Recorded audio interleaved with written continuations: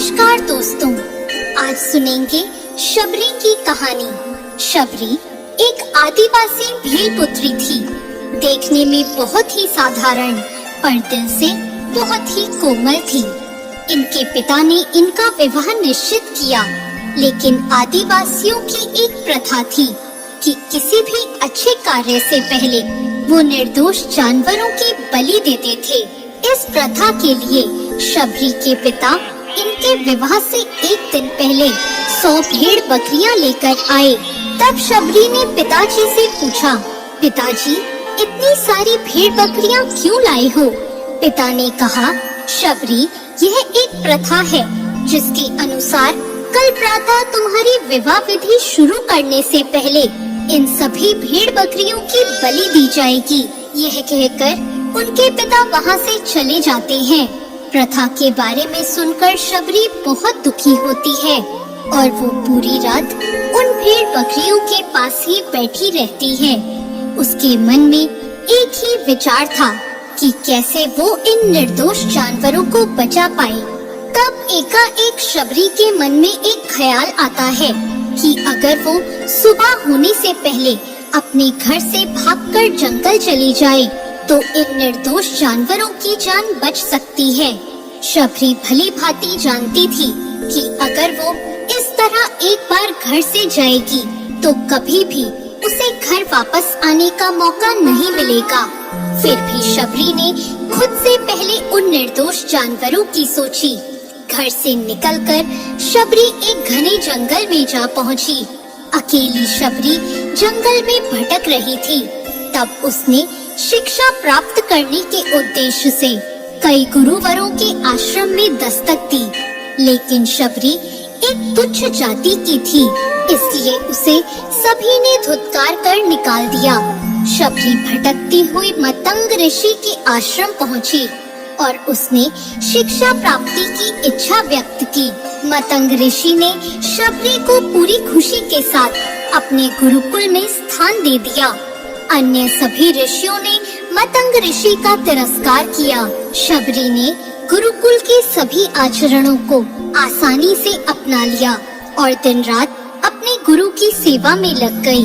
शबरी जतन से शिक्षा ग्रहण करने के साथ साथ आश्रम की सफाई, गौशाला की देखरेख, दूध दोहना जैसे कार्य, सभी गुरुकुल वासियों के लिए भोजन बनाने के कार्य में भी लग गई।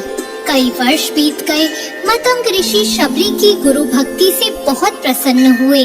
मतंग ऋषि का शरीर अब दुर्बल हो चुका था, इसलिए उन्होंने एक दिन शबरी को अपने पास बुलाया और कहा, पुत्री, मेरा देह अब दुर्बल हो चुका है, इसलिए मैं अपना देह यहीं छोड़ना चाहता हूँ, लेकिन उससे पहले मैं तुम्हें आशीर्वाद देना चाहता हूँ। बोलो पुत्री, तुम्हें क्या चाहिए? आँखों में आंसू भरकर शबरी मतंग ऋषि से कहती है, हे गुरुवर, आप ही मेरे पिता हैं। मैं आपके कारण ही अभी तक जीवित हूँ। आप मुझे अपने साथ ले चलें। तब मतंग ऋषि ने कहा, नहीं पुत्री, मेरे बाद तुम्हें इस आश्रम का ध्यान रखना है। तुम जैसी गुरु परायण शिष्या को उसके कर्मों का उचित फल मिलेगा।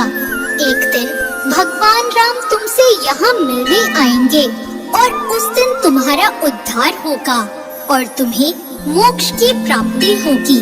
इतना कहकर मतंग ऋषि अपनी देह त्याग देते हैं। उसी दिन से शबरी हर रोज उठकर बाग जाती, ढेर सारे फल इकट्ठा करती, सुंदर फूलों से आश्रम सजाती, क्योंकि उसे भगवान राम के आने का कोई निश्चित दिन नहीं पता था। उसे केवल अपने गुरुवर की बात पर यकीन था, इसलिए वो रोज श्री राम के इंतजार में समय बिता रही थी। एक दिन शबरी आश्रम के पास के तालाब में जल लेने गई। वहीं पास में एक ऋषि तपस्या में लीन थे। जब उन्होंने शबरी को जल लेते देखा तो उसे अछूत कहकर उस पर एक पत्थर फेंक कर मारा और उसकी चोट से बहते रक्त की एक बूंद से ही सारे तालाब का पानी रक्त में बदल गया। यह देखकर वह संत शबरी को बुरा भला कहकर पापी पापी कहकर चिल्लाने लगे। शबरी रोती हुई अपनी आश्रम में चली गई और उसके जाने के बाद ऋषि फिर से तप करने लगे। उन्होंने बहुत से जतन किए, उसमें गंगा यमुना सभी पवित्र नदियों का जल डाला गया, लेकिन वो रक्त जल में नहीं बदला।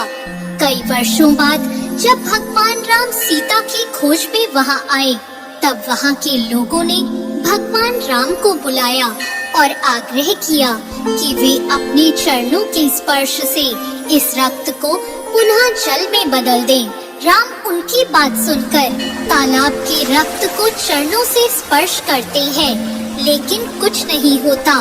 तब श्री राम ऋषि से पूछते हैं, हे ऋषिवर, मुझे इस तालाब का इतिहास बताएं। तब ऋषि उन्हें शबरी और तालाब की पूरी कथा बताते हैं और कहते हैं, हे भगवान, यह उसी शूद्र शबरी के कारण अपवित्र हो गया है। तब भगवान राम दुखी होकर कहते हैं, हे गुरुवर, यह रक्त उस देवी शबरी का नहीं, मेरे हृदय का है, जिसे तुमने मेरे शब्दों से घायल किया है। भगवान राम ऋषि से आग्रह करते हैं कि मुझे देवी शबरी से मिलना है।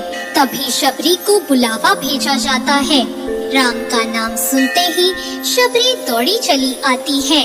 राम, मेरे प्रभु, कहती हुई जब वो तालाब के पास पहुंचती है, तब उसके पैरों की धूल उस तालाब में चली जाती है और तालाब का सारा रक्त फिर से जल में बदल जाता है। तब भगवान राम कहते हैं, देखिए गुरुवर, आपके कहने पर मैंने सब किया, लेकिन यह रक्त भक्त शबरी के पैरों की धूल से ही जल में बदल गया। शबरी जैसे ही भगवान राम को देखती है, उनके चरणों को पकड़ लेती है और अपने साथ अपने आश्रम में लाती है। उस दिन भी शबरी रोज की तरह अपना आश्रम फूलों से सजाती है और बाग से चक चक कर सबसे मीठे बेर अपने प्रभु श्री राम के लिए चुनती है। वो पूरे उत्साह के साथ अपने प्रभु राम का स्वागत करती है और बड़े प्रेम से उन्हें अपने झूठे बेर परोसती है। भगवान राम भी बड़े प्रेम से उसे खाने के लिए उठते हैं। तब उनके साथ गए लक्ष्मण उन्हें रोककर कहते हैं, भ्राता, ये बेर झूठे हैं। तब राम कहते हैं, लक्ष्मण, ये बेर झूठे नहीं, सबसे मीठे हैं, क्योंकि इनमें प्रेम है। और प्रभु श्री राम बहुत ही प्रेम से उन बेरों को खाते हैं। मतंग ऋषि का कथन सत्य होता है और देवी शबरी को मोक्ष की प्राप्ति होती है। इस तरह भगवान राम शबरी के राम कहलाए। तो दोस्तों, कैसी लगी आपको आज की ये कहानी? ऐसी और कहानियों के लिए हमारे चैनल भक्ति ज्ञान को सब्सक्राइब करें। धन्यवाद।